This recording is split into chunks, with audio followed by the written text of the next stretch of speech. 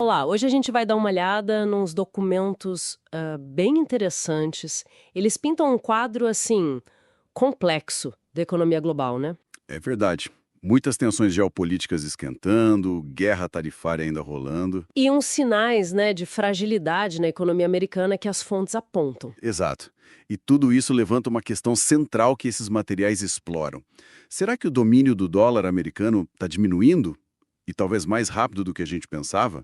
Parece que as políticas americanas e também as ações da China, tudo isso está mexendo nesse tabuleiro. Pois é.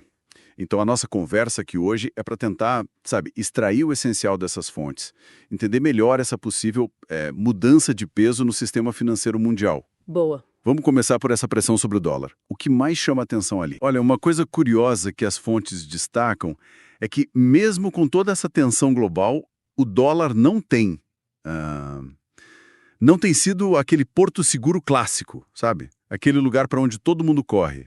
Mesmo os Estados Unidos sendo grandes produtores de petróleo e o dólar a moeda de reserva. Exatamente. E uma das explicações que aparece é que, bom, guerras e mais guerras acabam aprofundando dívidas, déficits, e isso, a longo prazo, pode minar a confiança na moeda. Faz sentido. Mas tem um ponto mais direto que as fontes levantam: o impacto das tarifas americanas recentes. Ah, as tarifas. A ideia apresentada é que, ao tentar reduzir o déficit comercial, os Estados Unidos acabam, diminuindo a oferta global de dólares. Como assim? Porque, historicamente, é esse déficit comercial que irriga, digamos, o mundo com a moeda americana, entende? Esses dólares saem e depois voltam para os Estados Unidos via mercados de capitais. Entendi. Menos déficit, menos dólar circulando fora. Exato. E, teoricamente, menos oferta pode levar a menos demanda pela moeda no longo prazo. Inclusive, uma das fontes associa a queda de mais de 10% do dólar desde a posse de Trump a essas tarifas. Interessante essa conexão.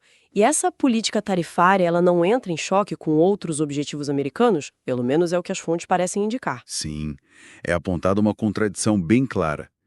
Eles querem reindustrializar o país, certo? Cortar o déficit comercial. Querem um dólar mais fraco para ajudar nas exportações. Uhum. E, ao mesmo tempo, querem manter o status de principal moeda de reserva global. Alguns analistas ali nas fontes falam que essa combinação é impossível. Nossa! E isso deve colocar o Federal Reserve, o Banco Central americano, numa sinuca de bico, imagino. Como as fontes descrevem esse dilema? Então, é um desequilíbrio entre os estímulos e controles tanto das ofertas quanto das demandas por piso, como o Bitcoin, por exemplo. Exato. O Fed fica ali, tendo que lidar com a inflação, que, em parte, é alimentada pelas próprias tarifas, né? E, para isso, precisa manter os juros mais altos. Só que juro alto. Exato. Juro alto dificulta o financiamento dessa reindustrialização toda. E, claro, encarece a dívida do governo, que já não é pequena. Lembro das críticas do Trump ao Powell, o chefe do Fed na época? Sim, as fontes mencionam isso. Críticas bem duras. E a expectativa, segundo a análise, era que o próximo líder do Fed fosse mais, digamos, alinhado com a ideia de cortar juros. E já tem sinais de alerta piscando na economia, segundo esses documentos? Sim, as próprias projeções do Fed, que são citadas, já indicavam um cenário preocupante. Algo que lembra estagflação, sabe? Aquela combinação ruim. Isso. Crescimento baixo ou caindo, desemprego subindo e a inflação também subindo. Bem complicado. E enquanto isso tudo acontece nos Estados Unidos, a China? Bom, a China parece ter uma visão bem diferente para o futuro do dinheiro no mundo, né? Bem diferente. A visão que as fontes atribuem ao Banco Popular da China, o PBOC, é a de um sistema com algumas moedas fortes coexistindo. O dólar ainda estaria lá, claro, o euro também, mas o renminbi, a moeda chinesa, o yuan, teria um papel bem mais relevante. Um mundo com mais moedas de reserva importantes? Exato. Talvez até eles sugerem com regras mais claras sobre déficits para os países que emitem essas moedas principais. E a China está só na visão ou está agindo para isso acontecer? As fontes indicam que está agindo sim. Tem uma desdolarização bem ativa acontecendo no comércio chinês. O renminbi está ganhando muito espaço, já chegando perto de 30% nas transações do país. Uau, 30% é bastante. É um número considerável. E além disso, o foco deles é total em crescimento econômico interno, exportações. Eles mostram uma resiliência, sabe? Mesmo pensando em cenários de crise como um problema no Estreito de Hormuz. Por quê? Como eles teriam essa resiliência? Bom, eles têm produção interna de petróleo, têm reservas gigantescas, quase 1,2 bilhão de barris, segundo as fontes, e fornecedores diversificados, tipo Rússia, Malásia, não dependem tanto de uma única região. Entendi. E tem até uma análise interessante nas fontes, né, que um conflito dos Estados Unidos com o Irã, por exemplo, poderia até, de certa forma, beneficiar a China economicamente. É uma análise provocadora.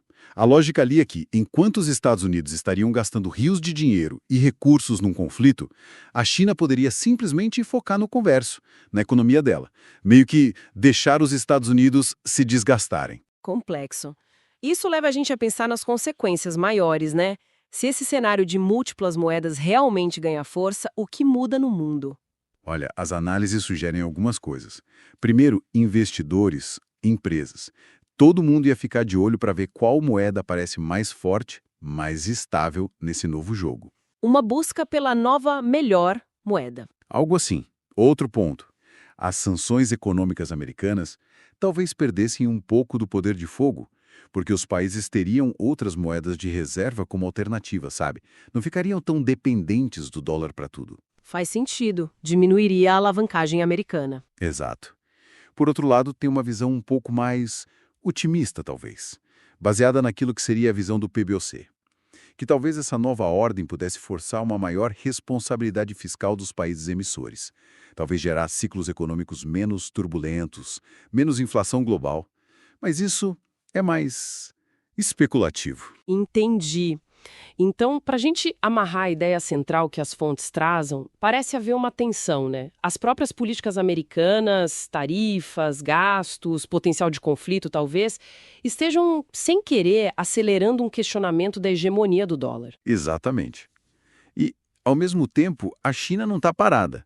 Está se movendo ativamente, já pensando e se posicionando para um sistema monetário global diferente, com múltiplas moedas. Fica essa dinâmica muito complexa para a gente observar. Com certeza. E isso, acho, nos deixa com uma provocação final, baseado nesse cenário todo que as fontes desenham. Qual seria? Se a gente realmente caminhar para esse mundo com várias moedas de reserva importantes, que tipo de estratégia, sabe? Que adaptações os países, as empresas e até nós como indivíduos que investem ou poupam, que estratégias a gente precisaria começar a pensar para navegar nessa nova realidade financeira global? Fica aí a reflexão.